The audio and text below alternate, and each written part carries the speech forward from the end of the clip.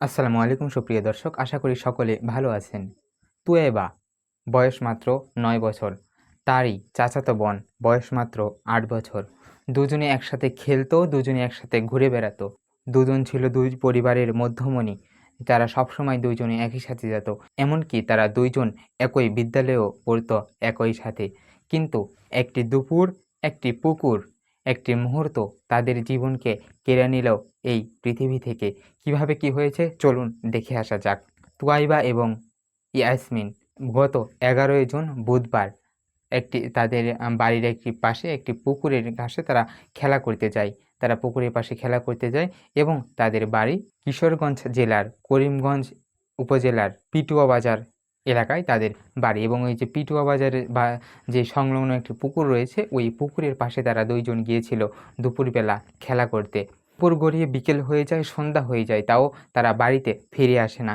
বাড়ির লোকজন চিন্তা করতে থাকে, বাড়ির লোকজন এর আশেপাশে খুঁজতে থাকে।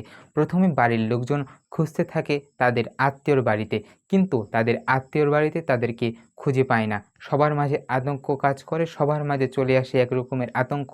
তাই তারা বাধ্য হয়ে তারা খুঁজতে খুঁজতে একসময় পুকুরের পাশে চলে আসে, এবং পুকুরের নিচে কাদা পানির উপর পড়ে থাকে দুটি নিথর দেহ, এবং তাদেরকে সেখান থেকে উদ্ধার করা হয়। তাদেরকে সেখান থেকে উদ্ধার করে হলে তাদের স্থানীয় হাসপাতালে নিয়ে গেলে চিকিৎসক জানায় যে তারা অনেক আগেই মৃত্যুবরণ করেছে। ঘটনার সত্যতা যাচাই করেছে সেই এলাকারই ওসি। তিনি বলেন যে আমরা পর্যবেক্ষণ করেছি এবং এটি দুর্ঘটনা হিসেবে চিহ্নিত করে লাশটিকে তার পরিবারের কাছে হস্তান্তর করা হয়েছে। দুটি প্রাণ এভাবে যে চলে যাবে তারা কেউ চিন্তা করতে পারেনি। দুটি পরিবারের মধ্যে নেমে এসেছে এক রকমের কান্না, দুঃখের রাহাজানি, সবার মনে মনে বইছে কান্না। প্রিয় দর্শক, এই ঘটনাটি আমাদের আবারও চোখে আঙ্গুল দিয়ে দেখিয়ে দিল আমরা আজ কতটা অসচেতন, আমরা আজ কতটা বেখেয়ালি। আমরা যদি একটু সতর্ক থাকি, একটু সচেতন হই, তাহলে হয়তো এইরকম ঘটনা আর ঘটবে না। শিশুদেরকে সবসময় চোখে চোখে রাখতে হবে। তারা কখন কোথায় কি করতেছে তা আপনাকেই নজরদারি করতে হবে। প্রিয় দর্শক, শিশুদেরকে যদি সাঁতার না জানে তাহলে পুকুর বা নদী জলাশয়ের কাছে যেতে সাবধানতা থাকতে হবে, এবং যতদূর সম্ভব তাদেরকে সেখানে না যেতে দেওয়াই উত্তম।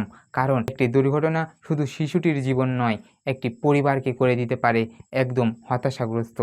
আজকে হয়তো তুয়াইবা আর ইয়াসমিন আমাদের কাছে আর ফিরে আসবে না, ফিরে যাবে না তার বাবা মার কাছে, কিন্তু তাদের এই ঘটনা, তাদের এই হঠাৎ করে পৃথিবী থেকে চলে যাওয়া আমাদেরকে একটি কথা বলে আমাদেরকে সতর্ক হতে হবে, আমাদেরকে সাবধান হতে হবে, আমাদের শিশুদেরকে আমাদেরই চোখে চোখে রাখতে হবে। নয়তো আবারও শুনতে পাবো আমরা আবারও কোনো এক গ্রামের, আবারও কোনো এক তুয়াইবা এভাবে পুকুরে পড়ে বিদায় নিয়েছেন পৃথিবী থেকে। প্রিয় দর্শক, সবাই সতর্ক হন, সাবধান হন। ভিডিওটি শেয়ার করে সকলকে দেখার সুযোগ করে দিবেন। আপনার মতামত থাকলে কমেন্টে জানাতে ভুলবেন না। আজকে এই পর্যন্তই। দেখা হচ্ছে নতুন কোনো ভিডিওতে আরও এক সত্য চাঞ্চল্যকর তথ্য নিয়ে। ততক্ষণ পর্যন্ত ভালো এবং সুস্থ থাকবেন। আজকে এখানেই বিদায় নিচ্ছি।